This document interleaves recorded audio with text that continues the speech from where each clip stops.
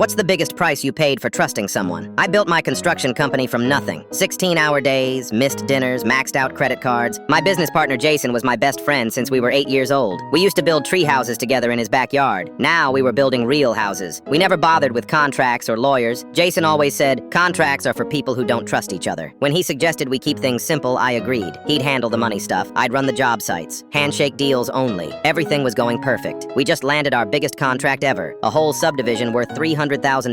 For the first time in years, I thought I might actually pay off my house and maybe take my kids to Disney World. Jason handled all the paperwork, bank accounts, permits. Made sense since he was better with computers and I was better with hammers. Our workers loved him because he always had their paychecks ready on time. Then weird stuff started happening. Workers came to me asking when they'd get paid. I told them to ask Jason, but they said he wasn't answering his phone. When I tried logging into our business bank account online, it said my password was wrong. I called Jason. He sounded tired, said the bank was having computer problems and he'd fix it tomorrow. The next day, same thing. Day after that, he finally answered and said he was dealing with some accounting stuff and not to worry. That's when I drove to the bank myself, sat down with the manager who looked uncomfortable as hell. She pulled up our account and went pale. Sir, this account was closed 3 days ago. All funds were transferred to a new account under Jason Hoffman's name only. My stomach dropped. How much was in there? $47,000. I couldn't breathe. That was everything. Payroll for 12 workers, materials for the next month, my house payment. I called Jason 23 times. Finally, he picked up. Look, I can explain everything. Meet me at Denny's tonight. He showed up an hour late with papers in his hand, sat down and slid them across the table without looking at me. I had to protect the business. The papers showed that somehow, legally, I was no longer part of the company. My signature was on documents I'd never seen before. Jason had forged my name and filed paperwork making himself the sole owner. You've been skimming money, he said calmly, eating his pancakes. I have bank records showing unauthorized withdrawals. I had to remove you before you destroyed everything we built. I wanted to punch him. Instead, I just stared. This was the kid who cried when his goldfish died. Who was the best man at my wedding? Who knew my kids' middle names? Within a week, he'd spread lies to every contractor in town. Told them I was stealing money and got fired for fraud. 3 jobs I had lined up personally got canceled. My reputation was destroyed. I lost my house 2 months later. Had to move my family into a crappy 2-bedroom apartment where the heat barely worked. My 8-year-old daughter asked why we couldn't live in our real house anymore. I didn't know what to tell her. Jason kept the company name, our truck, everything. Even hired our old workers back at lower wages. Whenever I drove past job sites, I'd see our equipment with his name painted over mine. The lawyers said fighting it would cost more than I'd ever get back. 20 years of friendship meant nothing in court without proper contracts. I started over with nothing but a toolbox and a beat-up Honda. Took 3 years to build enough trust to get decent work again. Had to explain to every new client why my former partner said I was a thief. But here's the thing that really messed me up. 2 weeks after he stole everything, Jason sent me a text. Hope you understand this was just business, nothing personal. 20 years of friendship, and he called it business. Now I have contracts for everything. Even when I buy coffee, I check the receipt twice.